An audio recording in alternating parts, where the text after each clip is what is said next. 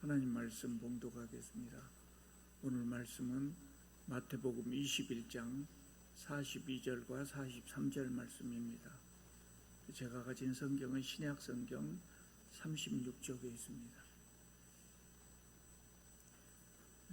제가 봉독하겠습니다. 예수께서 이르시되 너희가 성경에 건축자들이 버린 돌이 모퉁이의 머릿돌이 되었나니 이것은 주로 말미암아 된 것이요 우리 눈에 기이하도다 함을 읽어본 일이 없느냐. 그러므로 내가 너희에게 이르노니 하나님의 나라를 너희는 빼앗기고 그 나라에 열매 맺는 백성이 받으리라. 아멘. 오늘 이야기는 마태복음 21장 23절부터 시작됩니다. 너무 길어서 끝부분 42절, 43절만 봉독해 드렸습니다마는 23절을 한번 보시기 바랍니다. 23절을 보면 예수께서 성전에 들어가서 사람들을 가르치셨다고 말씀하고 있습니다. 이날은 예수께서 성전을 정화하시고 무화과 나무를 저주하신 바로 다음 날입니다. 그러니까 지난주일에 우리가 살펴봤던 성경 바로 다음 구절이 바로 23절이 됩니다. 예수께서 성전을 정화하시고 무화과 나무를 저주하신 바로 다음 날 성전에 들어가셔서 사람들을 가르치셨어요. 그것을 대제사장들과 장로들이 보고 있었단 말이죠. 대제사장들과 장로들이라고 하면 성전에서 최근에 일어난 사건들을 낱낱이 보고받고 있었겠죠. 그래서 그 며칠 사이에 일어난 일을 모두 다 알고 있었어요. 그러니까 예수님이 얼마나 미흡겠습니까? 지도각이 미웠을 거예요.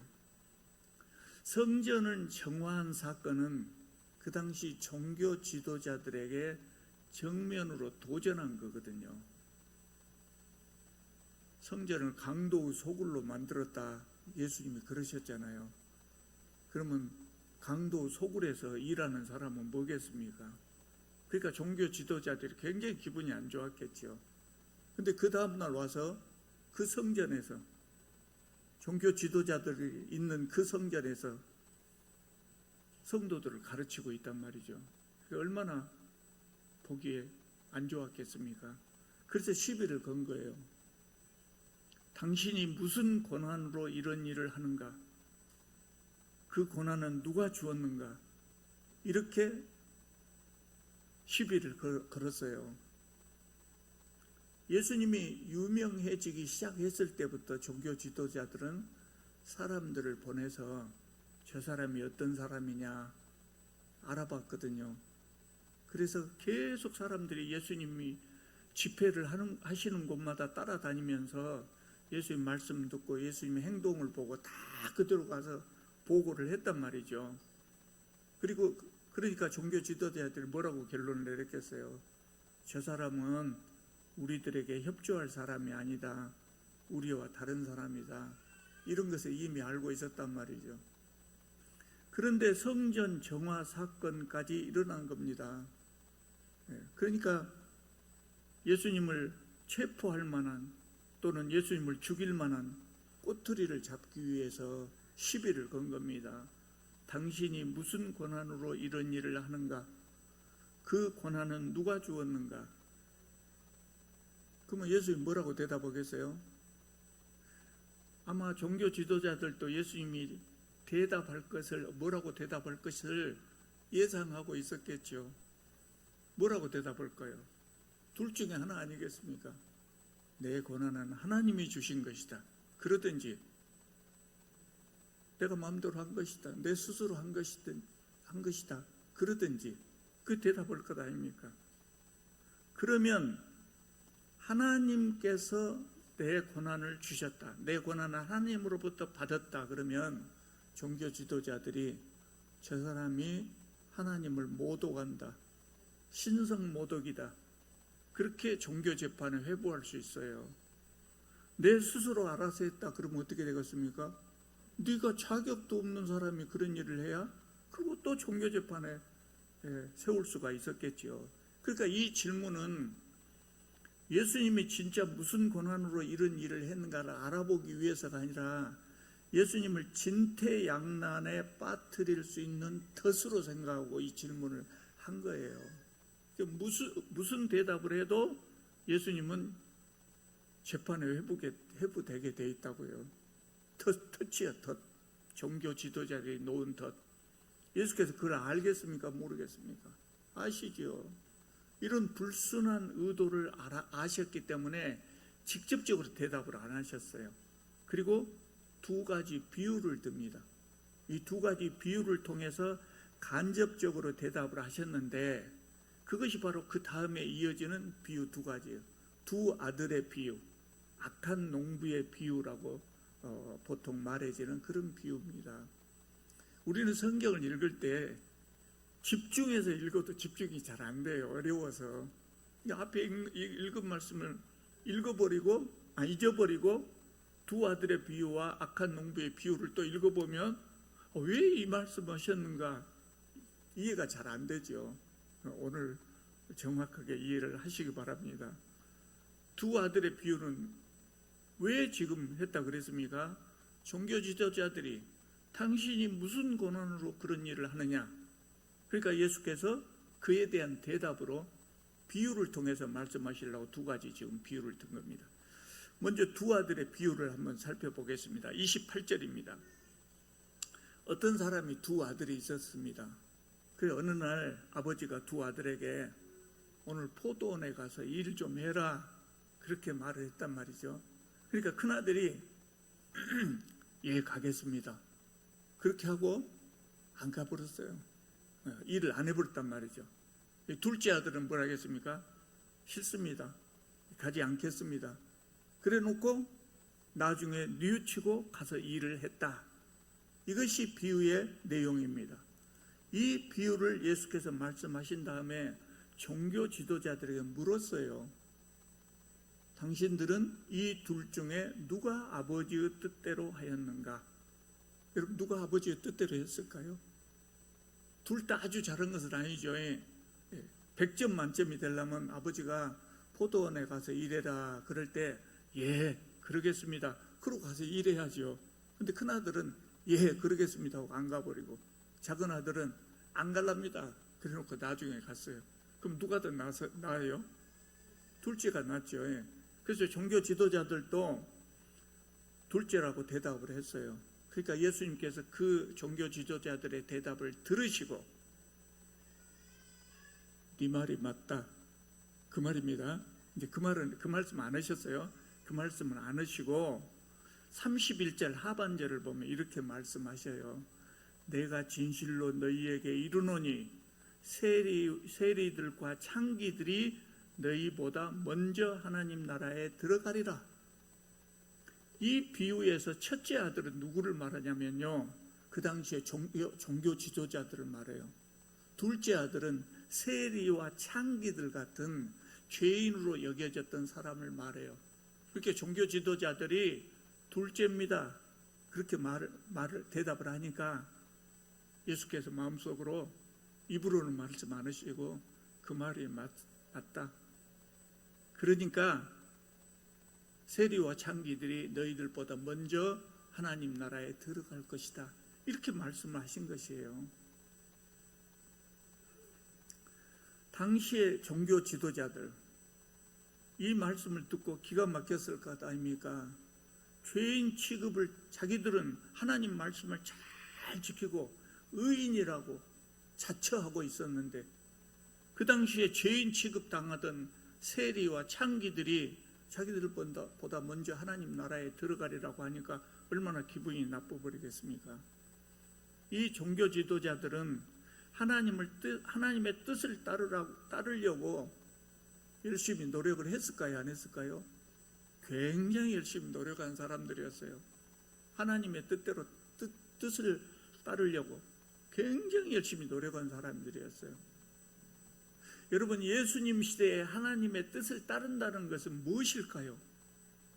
예수님 시대에 하나님의 뜻을 따르는 가장 좋은 방법, 최선의 방법이 뭘까요? 예수님을 믿는 거예요. 왜? 하나님이 보내셨으니까. 하나님이 보낸 아들을 믿는 거예요. 그런데 종교 지도자들은 뭐라고 생각했냐면 하나님의 뜻을 따르는 최선의 방법은 율법을 지키는 것이다, 이렇게 생각했어요. 그러니까 그 사람들이 하나님의 뜻을 따르려고 하면 따르려고 할수록 하나님의 뜻에서 점점 더 멀어져 갔었다, 그 말입니다. 멀어져 갔어요. 자기들만 모르고 있었어요. 종교 지도자들은 자신들이 하나님 나라에서 주류 중에 주류라고 생각했어요. 주류 중에 주류라고 생각했어요. 그래서 자기들은 당연히 하나님 나라에 들어갈 것이라고 생각했어요. 근데 예수님은 뭐라고 말씀하셔요? 그 시대의 비주류였던 세리와 창기들이 먼저 하나님 나라에 들어갈 것이라고 말씀해버린 거예요. 그러니까 얼마나 기분 나쁘겠습니까? 여러분, 세리와 창기들이 왜 하나님 나라에, 종교 지도자들보다 하나님 나라에 먼저 들어갈까요? 비록 그들이 좋지 못한 삶을 살았지만 뭐를 했어요? 예수님을 믿었다고 말이에요. 예수님을 믿었다고요. 이것이 가지 않겠습니다 하고 나중에 뉘우치고 포도원에 가서 일한 것, 그거예요. 여러분, 이 비유의 의미가 뭘까요? 이 비유를 왜 하셨을까요?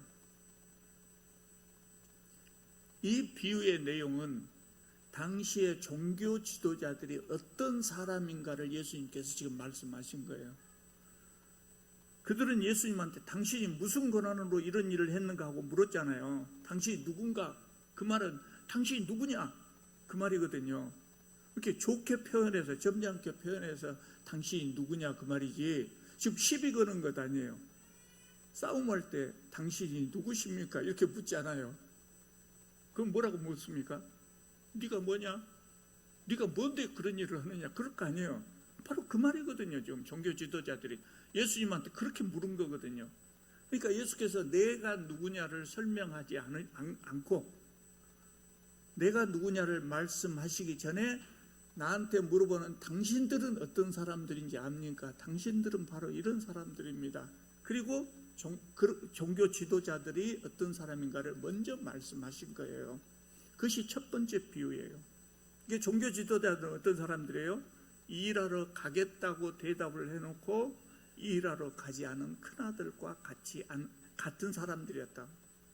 하나님께 열심히 순종한다고 했지만은 사실은 그것은 하나님의 뜻과 점점 멀어져가는, 실제로는 순종이 되지 않는 그런 사람들이었다고 말입니다. 자, 이제 예수님이 자신이 누군가를 설명할 순서가 되었죠. 그래서 이제 두 번째 비유를 합니다. 악한 농부의 비유입니다. 어떤 포도원 주인이 자신의 포도원에 필요한 장비와 기구들을 잘 갖춘 다음에 농부들에게 소작을 주고 다른 나라로 갔습니다. 왜 다른 나라로 갔을까요? 그 당시에는 로마 시대잖아요. 로마가 온 유럽, 그 팔레스타인 지역뿐만 아니라 온 유럽을 점령하고 있잖아요. 그러니까 나라와 나라 사이로 왔다 갔다 하는 것은 아무 문제가 안 돼요. 쉬워요. 지금과 달라요. 지금처럼 여권이 있고 비자가 있고 그럴 필요가 없단 말이죠. 그러니까 왔다 갔다 한 거예요.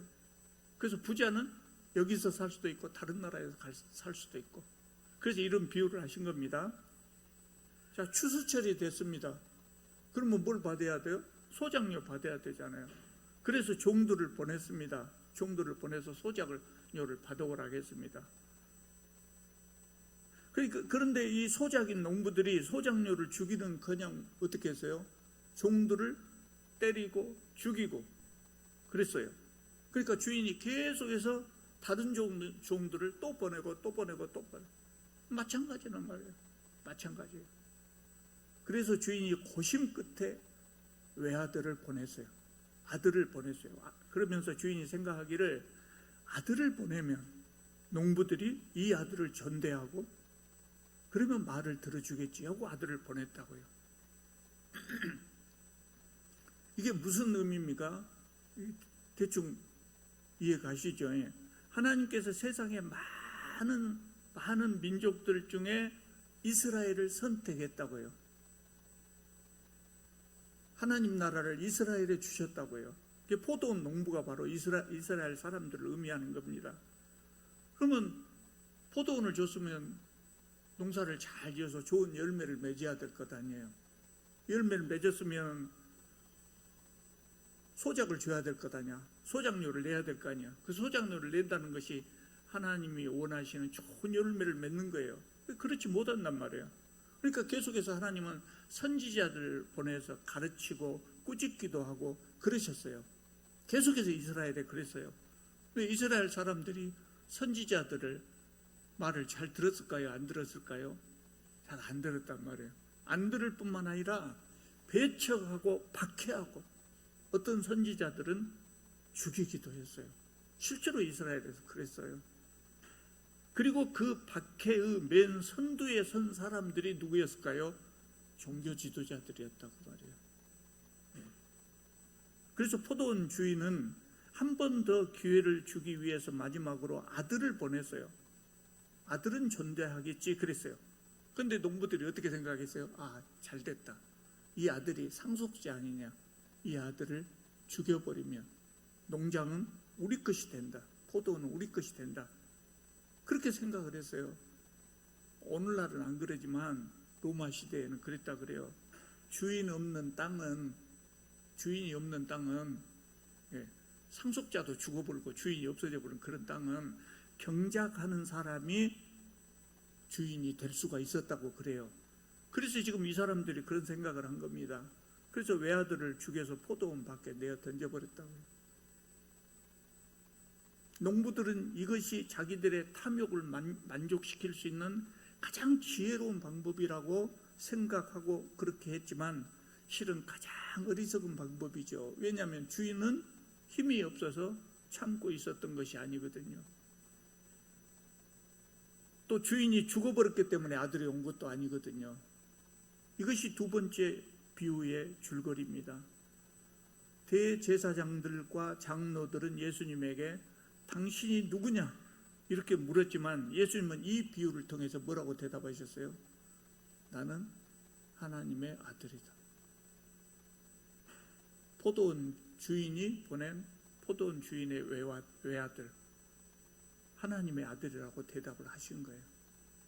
비유를 마치신 후에 예수께서 종교 지도자들에게 물으셨어요. 40절을 보면 그러면 포도원 주인이 돌아올 때 이 농부들을 어떻게 하겠습니까? 이렇게 물었어요. 그러니까 종교 지도자들이 대답하기를 이 사람들은 아직 그 내용이 무엇인지 모르고 있는 거예요. 뭐라고 대답합니까? 악한 자들을 진멸하고 포도원은 제때 실과를 바칠 만한 다른 농부들에게 새로 줄 것입니다 라고 대답을 했어요. 그러니까 그 말 끝에 예수께서 하신 말씀이 오늘 우리가 함께 읽은 본문 말씀이에요. 43절만 보면 뭐라고 했습니까? 그러기 때문에 내가 너희에게 이르노니 하나님 나라를 너희는 빼앗기고 그 나라에 열매 맺는 백성이 받으리라. 이렇게 말씀하신 거예요. 그 악한 농부들이 바로 당신들이다. 그런 의미로 지금 말씀하신 거예요. 여러분, 하나님 나라를 얻을 사람이 누굴까요? 예수님을 그리스도로 영접한 사람들, 예수님을 그리스도로 영접하고 또 그에 합당한 열매를 맺고 사는 백성들입니다. 유대인이냐 이방인이냐가 중요하지 않다고요. 종교 지도자들은 그때까지 혈통이 중요하다고 생각했지만 이제는 유대인이냐 이방인이냐가 중요하지 않다. 여러분, 하나님께서 이스라엘을 선택했잖아요. 아브라함을 선택하면서 선택했잖아요. 왜 하나님께서 이스라엘을 선택하셨을까요? 제가 전에 잠깐 말씀드렸어요. 이스라엘만 하나님의 백성 삼으려고 선택하신 것이 아니에요. 세상 모든 사람들에게 하나님의 말씀을 전하고 하나님의 복음을 전하게 하기 위해서 이스라엘 사람들을 선택하셨어요. 하나님께서. 그런데 이스라엘 사람들은 어쩌세요? 우리는 하나님의 선민이다. 그 선민이라고만 즐기고 있었다고요. 그래서 복음이 예수께서 오실 때까지 수천 년이 지나도록 복음이 이스라엘 밖으로 한 발짝도 나가지만 했어요. 그래서 하나님께서 예수님을 보내신 겁니다. 자, 지금부터는 혈통이 아니다. 예수를 믿는 자가 내 아들이다, 내 딸이다. 그렇게 지금 시대가 바꿔지고 있는 거예요. 그런데 이 종교 지도자들은 그것을 느끼지 못한 거예요. 유대인이든 이방이든 열매 맺는 사람, 예수 믿고 열매를 맺는 사람이 하나님 나라에 들어가리라, 그렇게 말씀하신 거예요. 예수님의 경고처럼 실제로 하나님 나라가 이동해 버렸어요. 예수님 오시기 전에 하나님 나라는 어디로 생각했어요? 이스라엘 민족으로 생각했다고. 근데 지금은 뭐예요? 예수 믿는 사람이 하나님의 자녀, 하나님의 백성, 그리고 하나님의 백성들이 모임이니까 하나님 나라가 된 거예요. 온 세상으로 복음이 퍼져나가면서 하나님 나라도 퍼져나가기 시작했어요. 그래서 그 예수님 믿는 사람들을 교회라 그랬죠. 처음 교회는 가톨릭 교회였어요. 그런데 그 다음에 루터가 종교 개혁을 하면서 개혁교회들이 막 새로 생기기 시작했고, 그리고 지리적으로는 예루살렘에서 팔레스타인 지역으로, 온 유대로 팔레스타인 지역으로, 그리고 온 유럽으로, 로마가 통치하고 있던 온 유럽으로 퍼져나가기 시작했죠. 그리고 유럽에서 또 어디로 갔어요? 신대륙이 발견되니까 아메리카 대륙으로 가고, 그쪽에서 또 선교사가 와가지고 한국에까지 하나님 나라가 이동을 한 겁니다. 예. 앞으로는 어디로 갈까요? 한국까지 온 하나님 나라가 또 어디로 갈까요? 우리는 잘 모르죠. 우리는 잘 모르지만 분명히 오늘 본문을 보면 분명히 우리가 알 수 있는 사실은 뭐냐면, 우리도 하나님 나라의 열매를 맺지 못하면 하나님 나라는 우리에게서 옮겨간다. 우리에게서도 하나님 나라가 옮겨간다 하는 것은 오늘 본문을 통해서 잘 알 수 있어요. 여러분, 지금 한국 교회는 잘하고 있는 것 같아요. 모든 것 같아요. 선교 초기에, 우리나라에 복음이 들어온 선교 초기에 대한민국 기독교인들은 대단했습니다. 정말 역동적으로 움직였어요. 세상의 부정을 척결하기 위해서 노력하고, 외세를 극복하기 위해서 독립운동을 하고, 가난한 사람들을 위해서 야학을 설립하고 병원을 설립하고 구제활동을 하고, 정말 역동적으로 움직였어요. 그래서 세상 사람들이 기독교인을 볼 때 선각자라고 생각했다고요. 지금 그래요, 안 그래요? 대답을 안 하시네요. 지금 그런 것 같아요, 안 그런 것 같아요? 여러분, 우리 한국에서도 이미 기독교인들 숫자가 줄어들기 시작했어요. 그리고 좋지 못한, 교회에 대해서 좋지 못한 인상을 가진 사람들도 많이 생겨났어요. 여전히 좋은 열매 맺는 교회들이 많이 있습니다만은 그렇지 못한 교회들도 생겨나고 있어요. 제가 한국 교회를 볼 때 가장 걱정하는 것 중에 하나가 뭐냐면, 대형 교회가 되려고 무진 애를 쓰고 있는 것이 걱정이 돼요. 교회가 커져가지고 대형 교회가 된 것은 잘한 거예요, 잘못한 거예요? 그건 잘못한 것이라고 말할 수 없어요. 우리가 복음을 열심히 전하고 있어서 교회가 잘하고 있으니까 막 사람들이 몰려들어가지고 교회가 큰 교회가 됐다. 그럼 어쩔 거예요? 큰 교회가 된 것을 억지로 줄일 거예요? 그렇진 않아요. 그런데 교회의 목표를 대형 교회가 되는 것의 목표를 세웠다 그러면 그것은 문제가 있는 교회단 말이에요. 대형 교회가 되면은 사람들이 뭘 하던가요? 제 눈에 띄기는 크고 아름다운 예배당 짓는 것만 눈에 보이더라고요. 대형 교회가 된다면 크고 아름다운 예배당을 지어요. 예배당은 제가 성전에 대해서 말씀드렸습니다마는 우리가 예배를 드리는 장소이기 때문에 우리를 위한 거예요. 헌금은 우리가 헌금을 많이 해서 우리를 위해 쓰는 것은 줄이고 그래갖고 어떻게 해야 돼요? 밖에 내보내야 돼요. 예수께서 우리에게 주신 사명을 감당하기 위해서 그걸 써야 된다 그 말입니다. 제 친구가요 20년쯤 전에 광주에 어떤 교회를 다녔는데 그 교회가 한 1000명쯤 된대요. 상당히 큰 교회죠. 근데 갑자기 200억 들어가는 예배당을 짓겠다고 담임 목사님이 선언을 해버렸어요. 그래서 너무나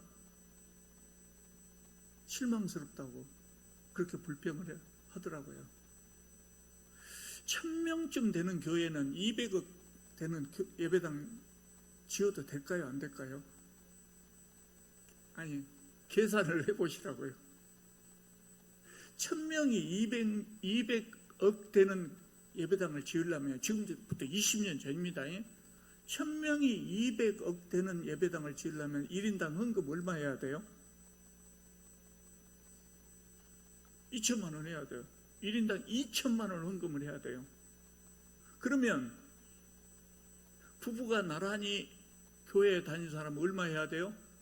4천만 원 헌금해야 돼요. 여러분, 예수 참빛교회에서 2천만 원을 헌금할 수 있는 사람, 또는 한 가정에 4천만 원을 헌금할 수 있는 사람이 몇이나 되겠습니까? 아니, 믿음이 없어서가 아니라 가진 것이 없어서 어떻게 한 가정에 4천만 원을 쉽게 헌금해요? 목사들이 계산을 못하면 자기들이 돈 안 벌어봤다고, 아무리 돈을 안 벌어봤다고 성도들 사정을 모르는 것 같아요. 그냥 막 쥐어짜면 쥐었다 짠 대로 헌금이 나온 것으로 생각하는 모양이에요. 20년 전에 200억이라고 하는 예배당을 지으려고 했다. 그래서 그 친구가 교회 회계 집사했는데 그냥 실망스럽다고, 어떻게 해야 될지 모르겠다고 고민했었더라고요. 설령 200억이 있다고 해도 그런 예배당 지으면 안 돼요. 왜 안 될까요? 그 돈 예배당 짓는데 다 써불면 돈 없어서 다른 일을 못 한다고. 다른 일을 못 해. 교회는 무슨 일을 해요? 예수께서 주신 사명을 수행해야 된다. 그것이 다른 말로 표현해서 열매 맺는 것이에요. 그거 열매 맺는 거예요. 교회가 열매 맺으려면, 예수 그리스도의 사명을 실천하려면 뭘 해야 될까요? 할 일이 많죠. 저는 크게 두 가지로 요약할 수 있을 것 같아요. 첫째, 복음을 전해야죠. 두 번째, 뭘 해야 될까요? 예수님의 사랑을 실천해야 돼요. 예수님의 사랑을 전하고 다녀야 된다고요. 복음을 전한다고 하는 것은 믿지 않는 사람들을 믿게 만드는 것 아니에요. 죄에 빠진 사람들을 구원해서 영생을 얻게 하는 것이죠. 그게 선교 아니겠어요? 이 열매 맺는 일이라고. 예수 그리스도의 사랑을 실천하려면 어떻게 해야 될까요? 우리 이웃을 섬기는 거죠. 우리 이웃을, 특히 어떤 이웃이요? 가난하고 소외된 이웃을 섬기는 것이에요. 그래서 그것이 구제로 나타난다고요. 저는요, 목사들 중에 그런 사람을 본 적이 있어요. 구제는 교회의 본질적인 사명이 아니다, 그렇게 주장하는 목사들도 봤어요. 저는 그렇게 생각하지 않아요. 구제는 교회의 본질적인 사명이라고 생각해요. 왜냐? 교회가 구제기관이기 때문에 그런 것이 아니고, 구제한다고 하는 것이 예수 그리스도의 사랑을 실천하는 거거든요. 이웃을 사랑해야 한다고 막 가르치는 교회 중에서 가난한 이웃에게 조금만 준 사람이 있어요. 선교지만 틀려요. 예수 믿고 복 받아서 잘 사세요. 선교지만 주. 아니, 배고파서 죽어가는 사람한테 선교지, 선교지라겠다. 전도지 한 장 주면 좋아하겠습니까? 가난한 사람에게는 따뜻한 곰탕 한 그릇을 사줘야. 그러고 나서 복음을 전하든지 말든지 해야지. 죽어간 사람한테 전도지만 전하고 있으면. 사람들이 왜 한국 교회를 신뢰하지 않는가? 선교 초기에 같은 그런 모습이 보이지 않아요. 그리고 죽어가는 사람들한테 빵을 주지 않고 전도지만 전하기 때문에 교회를 좋아하지 않는 거예요. 교회가 복음을 전하고 예수 그리스도의 사랑을 실천하려면 돈을 써야 합니다. 여러분, 사랑하는 사람에게 나는 너를 사랑한다, 나는 너를 사랑한다 10번 100번 말하는 것보다 명품 가방 하나 사주면 끝나버려요. 내 사랑을 보여주는 방법은 말로만이 아니라 뭐예요? 내가 나의 귀한 것을 줘야 된다. 내가 귀히 여기는 것을 줘야 된다. 그래야 감동이 되죠. 입으로만 사랑한다, 사랑한다. 무슨 소용이 있어요? 멋지게 레스토랑 가놓고, 응? 데이트 코스로 멋진 레스토랑 예약해갖고 가놓고, 더치페이 여자, 각자 자기 돈 내자. 그러면 그것이 사랑이 되겠습니까? 우리가 사랑을 하려면 돈을 써야 돼요. 근데 전도지만 전하고 있으면 누가 좋아하냐고요. 돈을 써야 합니다. 그런데 크고 화려한 예배당을 지어버리면 여기에 쓸 돈이 없어져 버리는 거예요. 그래서 하나님 나라의 열매를 맺지 못하는 겁니다. 잎사귀만 무성한 무화과 나무가 되고 마는 겁니다. 예수께서는 이런 교회를 향해서 오늘도 지금까지 꾸준하게 경고해 오셨어요. 하나님 나라를 너희는 빼앗기고 그 나라에 열매 맺는 백성이 받으리라. 여러분, 우리 교회는 정말 열심히 복음을 전합시다. 또 열심히 예수 그리스도의 사랑을 실천하십시다. 그래야 여러분과 저가 열매 맺는 백성이 되어가지고 하나님 나라에 먼저 들어가지 않겠습니까? 기도드리겠습니다.